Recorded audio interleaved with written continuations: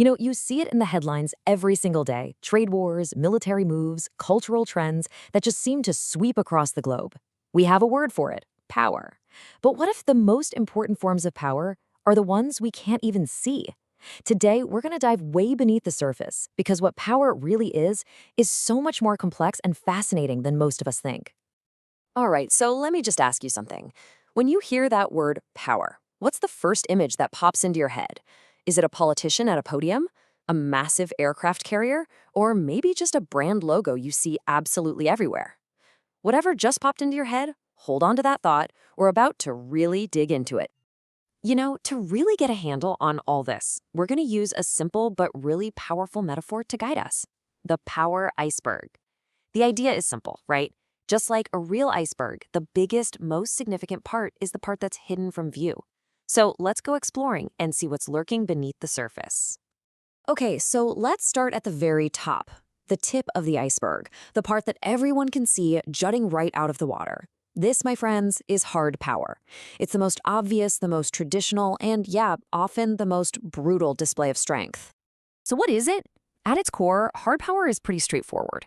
It's the ability to command through force. It's basically one country looking at another and saying, "You're going to do this," and they've got the muscle to back it up, whether that's with military force or with painful economic sanctions. It's the classic stick approach, not the carrot.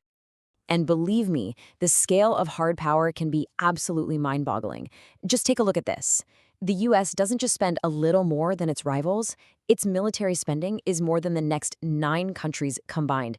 I mean, think about it like this. It's like one sports team having a bigger budget than almost the entire rest of the league. That is the very definition of overwhelming force. Let that number just sink in for a second. $778 billion.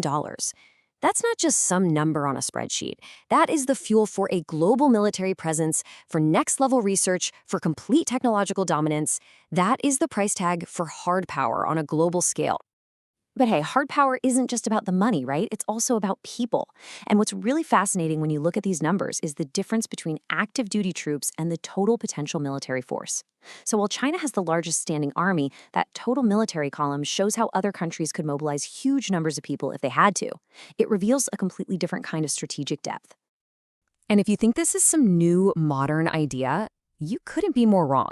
I mean, go back more than 2,000 years, and the historian Thucydides basically boiled hard power down to this one brutal line: the strong do what they can, and the weak suffer what they must.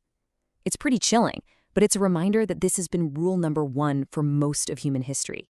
Okay, but hold on. If power was only about force, then how can some countries have this massive influence that has nothing to do with the size of their army? Well, to answer that, we've got to dip just below the water surface on our iceberg to find a much more subtle but incredibly persuasive force: soft power. So you look at this, right? On the one hand, you've got the classic symbols of hard power: tanks, military hardware. But on the other, a fast food joint. It sounds almost ridiculous, but think about it. Both of these project a country's influence around the world, just in totally different ways. It really forces you to ask, what does it even mean to be strong today? Is it just about forcing people, or is it also about attracting them? And that right there is the heart of soft power. It completely flips the script. It's not about forcing anyone to do anything. It's all about attraction. It's when you can get other people to want the same things you want, simply because they're drawn to your culture, they admire your values, or they respect your policies. And this map, well, this is a perfect example of what that looks like in the real world. Think about it.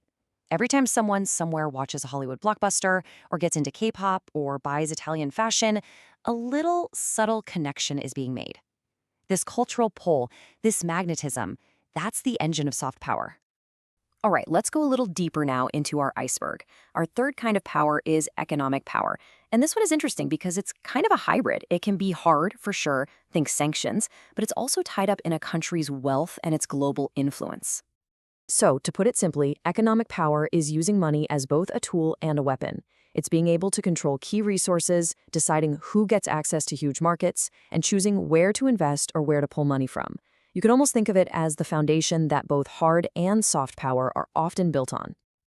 Wow. Okay, this visual is just stunning. What this tells us is that today, economic power isn't just for countries anymore. I mean, the stock market value of one single company, Apple, was bigger than the entire economic output of huge countries like Canada and Russia. It's a huge shift, and it really makes you wonder, right? Who holds the real power in the 21st century? Is it presidents and prime ministers, or is it the CEOs in places like Silicon Valley? All right, time to go deep. We're heading to the very bottom of our iceberg, to the most powerful and often the most invisible form of influence there is. This is what we call structural power. And this is the big one. See, structural power isn't about playing the game and winning. It's about getting to write the rules of the game in the first place. It's the power to shape the entire system, whether it's economic, political, or social, so that it just naturally works in your favor. It's the power to decide what's normal, what's considered legitimate, and basically how the whole world is supposed to work. Okay, that might sound a little abstract, so let's make it super concrete. Think about the social pyramid in ancient Egypt. It was crystal clear who was on top.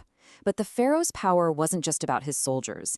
It came from the system itself, a system where everyone, from the top officials down to the farmers, just accepted that he had a divine right to rule.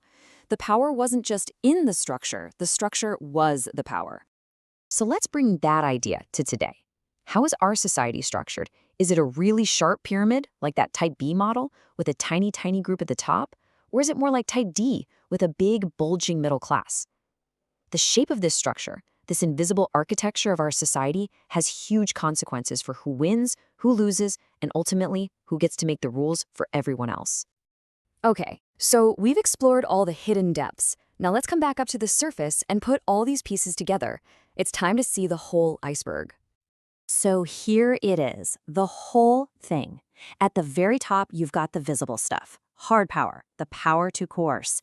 Then, just below the surface is soft power, the power of attraction. Go deeper, you find economic power, which is all about wealth.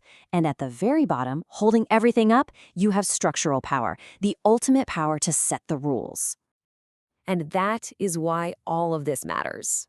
I mean, this isn't just some theory for a textbook. Once you have this framework, it's like having a new lens to see the world. You can start to decode what's really going on in global events, to look past the simple headlines and start asking much better questions about how things really work. Which brings us to one last big thought to leave you with. Keeping this whole power iceberg in your mind, think about this. Is an organization like the United Nations, which was designed in an age dominated by hard power, still the right tool, the right structure for a world that's now shaped by soft, economic, and these deep structural powers? That is a huge question, and believe me, there are no easy answers. But now you have the tools to start figuring it out for yourself. Thanks for joining me.